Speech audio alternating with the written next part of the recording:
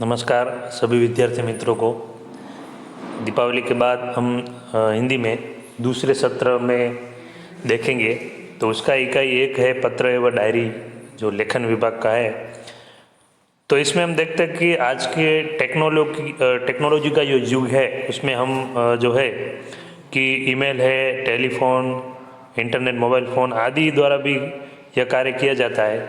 फिर भी पत्रों का महत्व कम नहीं हुआ है, क्योंकि पत्र के द्वारा विस्तार से अपनी बात व्यक्ति तक पहुंचा जा सकती है। पत्र के द्वारा विचारों को प्रेषित करना अन्य साधनों की अपेक्षा सस्ता है। तो जो पत्र लेखन है वो अपने विचार रखने के लिए जो है सस्ता माध्यम है। अधिकारियों तक अपनी बात पहुंचाने, शिकायत करने, आवेदन या प्रार्थना यदि आदि के लिए केवल पत्रों का ही सहारा लिया जा सकता है, अन्य साधनों का नहीं। अगर कोई अधिकारी है तो उसके पास अगर कोई पत्र पहुंचाना है, शिकायत करनी है, आवेदन देना है, प्रार्थना पत्र देना है, तो इसके लिए जो पत्र है बहुत ही आवश्यक जो है हो जाते हैं। तो हम पत्र लेखन में देखेंगे कि क्या क्या जो बातें हैं हमें ध्यान में रखनी चाहिए। तो पत्र लेखन का एक नमूना है वो हम देखेंगे कि जन्मदिवस दिन के अवसर पर उपस्थित रहने के लिए मित्र को निमंत्रण पत्र, तो इसको हम निमंत्रण पत्र कहेंगे कि अपना जन्मदिवस दिन है उसको जो उसके अनुलक्ष्य में जो भी प्रोग्राम होगा हमारे घर पे, जन्मदिन मनाया जाएगा, तो उसमें जो है शामिल होने के लिए हम अपने जो मित्र है उसको हम निमंत्रण पत्र लिखते हैं। तो उसमें पहले जो आएगा ऊपर दाहिनी या बाईं ओर जो है पहला जो पत्र लिखता है, पत्र लिखने वाले का जो है पूरा जो है एड्रेस यानी कि सरनामा आएगा।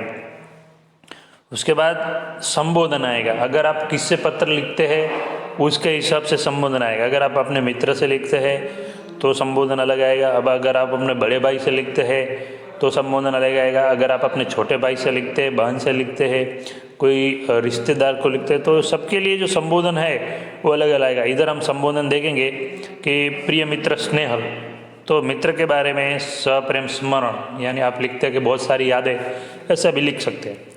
उसके बाद जो होता है जो शुरुआत की जो 2 लाइन होती है पत्र किन संबंध में तुम लिख रहे हो, तो देखो इसमें संबंध दर्शाया कि जिसका रविवार को जन्मदिन है तो छुट्टी भी रहती है, ऐसे समझाएगा। उसके बाद मध्यांतर रहता है कि जन्मदिन है तो उसमें कौन कौन आने वाले हैं, क्या क्या करेंगे, कैसे, तो वो मध्यांतर आते हैं। पहले जो है प्रस्तावना आती है, मध्यांतर, उसके बाद जो है जो पत्र का अंत है उसमें जो लाइन आती है, तो उसमें देखो क्या है, तुम्हारे माता पिता को सादर चरण प्रस्थ, तो उसके माता पिता है उसको नमस्कार करता है और भाई बहन को भी जो है याद भेजता है और तुम्हारे आने की प्रतीक्षा करता हूँ, और तुम्हारा मित्र साहिल शाह, तो जो पत्र लिखता है वो अंत में इस तरह से लिखेगा। तो उस तरह बधाई पत्र भी है, सब में उसी तरह आएगा। दूसरा है आश्वासन पत्र। अगर जो इसमें कुछ असफल रहे, कुछ आप एग्ज़ाम देने रहे या प्रतिस्पर्धा में भाग लिए हुए और आप असफल रहते हैं, तो उसमें आपको हौसला बढ़ाने के लिए, आपका आत्मविश्वास बढ़ाने के लिए भी इसको पत्र लिखा जा सकता है, वो इसमें है। तो अनुमति पत्र, तो मतलब जो है आज्ञा लेने के लिए जो है पत्र लिखते हैं हम, प्रवास में जाने के लिए अपने पिता माता जी को पत्र लिखते हैं कि आज्ञा के लिए, कि आपकी सहमति दर्शाने के लिए कि आप सहमत है कि नहीं, तो इसके लिए भी पत्र लिखते हैं। तो वो भी देखें कि पूज्य पिताजी, उसमें संबोधन जो है हम अपने पिताजी को लिखेंगे पूज्य पिताजी, और सादर प्रणाम उसमें जो है बदल जाएगा संबोधन। और जो प्रस्तावना है वो भी आप देख सकते हैं कि सबकी कुशलता जानकर बड़ी खुशी हुई, आपका पत्र मिला, जो भी है आप अपनी तरह से लिख सकते हैं। दूसरा है इसमें मध्यांतर है, और जो अंत है पूजनीय माता जी को सादर प्रणाम और सोनल को प्यार। सोनल जो है उसकी बहन का नाम। आपकी आज्ञाकारी पुत्र, आपका आज्ञाकारी पुत्र रमेश। तो अभी देखते हैं हम प्रार्थना पत्र। तो प्रार्थना पत्र है वो क्या है कि हम प्रार्थना मतलब उसको जो है विनंती करते, तो विनंती के प्रार्थना पत्र है। तो हम छुट्टी के लिए, हमारा जो प्रधान अध्यापक रहता है उसको छुट्टी के लिए भी भेज सकते हैं, तो उसमें भी हम देख सकते हैं इधर। किस तरह जो है दिया गया है। और कार्यालय पत्र, अगर हम कोई अधिकारी है, अधिकारी को अगर पत्र भेजते हैं कुछ ही समस्या के बारे में, तो वो कार्यालय पत्र हो जाएगा। तो हम देखते हैं इधर किस तरह उसने लिखा हुआ है तारीख सेवा में, और जिसको लिखना है स्वास्थ्य अधिकारी, इधर स्वास्थ्य अधिकारी को लिखता है। हम बिजली का अधिकारी है या नगर पालिका का, ग्राम पंचायत का या तालुका पंचायत, जिला पंचायत, किसी का भी हो उसको हम लिख सकते हैं इसे। और मान्यवर उसका जो दिया है मध्यांतर और ये सब किस तरह जो है उसकी परेशानी है। और लास्ट अंत में उसने किया है कि आशा है कि आप शीघ्र ही उसे जो परेशानी है उसको हल करेंगे। वो एक लाइन लिखी है, आपका विनम्र सेवक, जो उसका नाम है वो लिखा है। व्यवसायिक पत्र, व्यवसायिक पत्र के यानी कि कुछ भी आपको कुछ मंगवाना है या कुछ व्यवसाय के संबंधित कुछ माहिती आपको चाहिए, तो इसमें भी देखे व्यवस्थापक जो है उसको पुस्तकालय लेनी है, तो वो लाइब्रेरी के उसको किस किस पुस्तक है उसकी आवश्यक है, और कौन सा पुस्तक का नाम, उसका लेखक, सारी जो माहिती है उसमें है। और लास्ट में जो लिखा है अंत में, उपरोक्त जो पुस्तक है वो आप इस पते पे भेज दीजिए। और जो है जो पता जो है ये पत्र लिखने वाले का भी जो है वो लिखा है, अपना नाम और पूरा एड्रेस लिखा है। दूसरा है डायरी लेखन। तो डायरी लेखन की क्या क्या विशेषता है कि जो हमारे दैनिक जीवन में कोई घटना बनती है या ऐसे कोई प्रसंग बनते हैं, तो वो हमारी डायरी है, यानी कि एक तरह से हम कहेंगे तो एक नोंद जो हम लेते हैं तो उसको डायरी कहेंगे। तो डायरी जो है अंग्रेजी भाषा का शब्द है, उसके लिए हिंदी दैनिक या दैनिकी शब्द का प्रयोग भी हम कर सकते हैं। तो डायरी में निजी जीवन के प्रतिदिन घटित घटनाओं में लेखा जोखा रखा जाता है। तो डायरी में कोई ऐसी घटना है या कोई ऐसी बात है उसकी हम नोंद जो है ले सकते हैं। डायरी के पढ़ने से किसी व्यक्ति के जीवन में घटित घटनाओं, कार्य या तथ्यों की जानकारी प्राप्त होती है। हम अगर देखेंगे तो ये महादेव भाई की डायरी जो है उसमें गांधी जी के जीवन चरित्र और खुद के जीवन चरित्र की जो माहिती वो जो है हमको प्राप्त होती है। तो इसमें डायरी में व्यक्ति घटित घटनाओं साथ साथ अपने मन में उठी प्रतिक्रियाओं की अभिव्यक्ति भी अंकित करता है। तो डायरी में क्या है कि जो घटनाएं बनती है और हमारे मन में जो क्रिया प्रतिक्रिया और अभिव्यक्ति जो है, हमारी जो अभिलाषा है, आशा है जो है, वो भी हम अंदर जो है व्यक्त कर सकते हैं, अंकित कर सकते हैं, लिख सकते हैं। इसलिए उसमें वैयक्तिकता होती है, मतलब जो है जो व्यक्ति के बारे में वो पूरा संपूर्ण जो बात है उसमें रख सकते हैं। डायरी प्रतिदिन या तो हम हर रोज़ लिख सकते हैं, प्रतिदिन यानी कि हर रोज़, साप्ताहिक तो सप्ताह में एक बार, पाक्षिक तो 15 दिन में एक बार, अथवा मासिक महीने में एक बार लिख सकते हैं। तो अलग अलग हम लिख सकते हैं। डायरी लेखन की क्या विशेषताएं, उसकी लिखने से क्या फ़ायदा होगा हमको, उसकी क्या विशेषता है, ठीक है। तो डायरी लेखन से जो है क्या आवश्यक वस्तु है वो हम देखेंगे।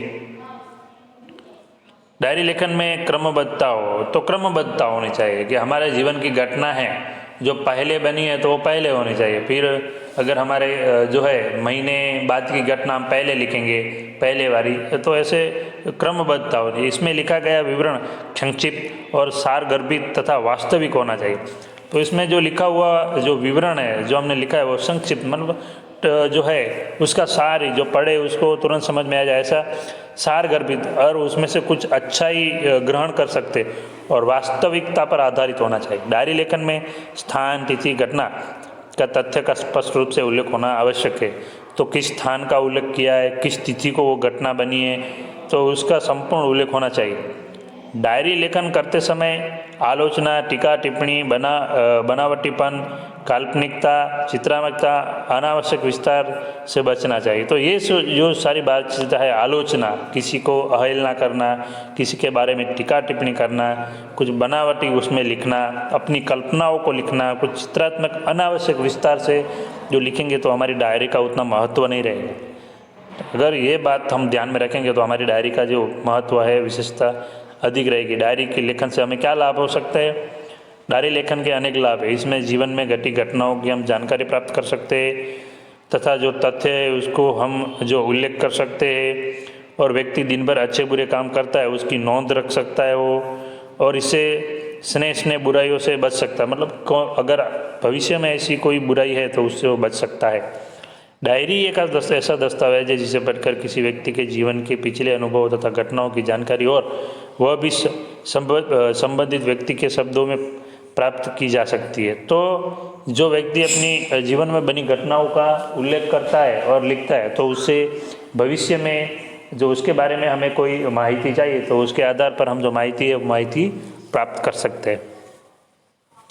तो डायरी लेखन का एक उदाहरण दिया है, वो उदाहरण हम यहाँ पे देखेंगे। तो अपने नए विद्यालय के पहले दिन की घटनाओं को अपनी डायरी में लिखिए। डायरी लेखन यानी कि जो हम अहवाल लेखन करते, गुजराती में उसको बोलते हैं अहवाल जो लेखन करते हैं वो उसी तरह होता है। तो 7 अगस्त 2010 जामनगर, जो किस तारीख को जो ये प्रोग्राम है जो किया गया है और कहाँ किया गया है वो पूरा इसमें लिखा है। आज नए विद्यालय में मेरा पहला दिन था। मन में विभिन्न प्रकार के विचारों की उथल पुथल चल रही थी तथा अनेक अनजानी आशंकाएं अनायास ही मुझे डरा रही थी। 9 बजे पिताजी के साथ मैं अपने नए विद्यालय आदर्श मंदिर में पहुंचा। प्रधानाचार्य कक्ष में जाने पर उन्होंने मुझे कुछ प्रश्न किए जिनके उत्तर मैंने दे दिए। मेरे उत्तरों से वह संतुष्ट नजर आए। उन्होंने मुझे प्रवेश के लिए निर्धारित फॉर्म दे दिया। मन को राहत मिली। थोड़ी देर में शुल्क आदि जमा करवाने के बाद मैं अपनी नई कक्षा में पहुंच गया। अपने नए दोस्तों, अध्यापकों और आचार्यों से मिलकर ऐसा नहीं लगा कि मैं नए विद्यालय में आ गया। तो इस तरह पहले दिन का जो है विद्यालय में जो है उसने विवरण किया है। उसी तरह वार्षिक परीक्षा में एक दिन पूर्व के अनुभव को अपनी डायरी में लिखिए।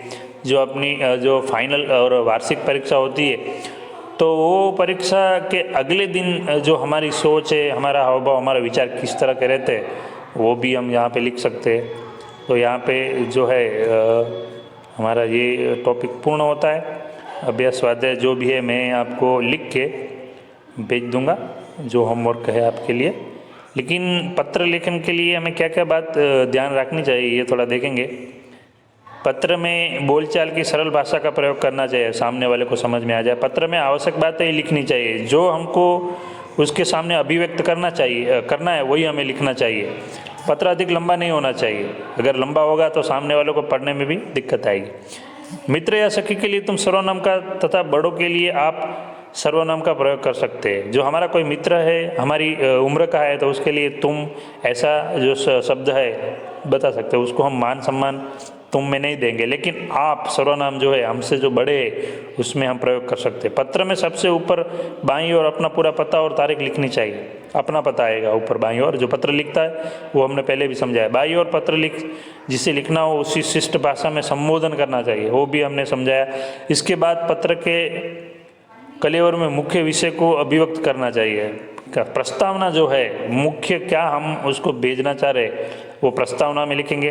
पत्र समाप्त होने पर नीचे बाईं ओर पत्र लिखने वाले का संबंध और नाम लिखना चाहिए, क्या संबंध है उसका। और देखेंगे हम पत्र के प्रकार, संबंध, अभिवादन संबंधी शब्द पत्र की समाप्ति पर लिखी जाने वाली। तो ये जो है आप थोड़ा देख लीजिएगा। माता को हम क्या अभिवादन संबंधी शब्द करेंगे, पत्र की समाप्ति पर हम क्या लिखेंगे, व्यक्तिगत पत्र। तो उसके बाद जो है व्यावसायिक पत्र में किस तरह लिखेंगे, कार्यालय पत्र उसमें किस लिखेंगे, और प्रार्थना पत्र। तो ये सब है, थोड़ा उस पर आप देख लेना। और इसका स्वाध्याय जो है मैं आपको भेज दूँगा। धन्यवाद।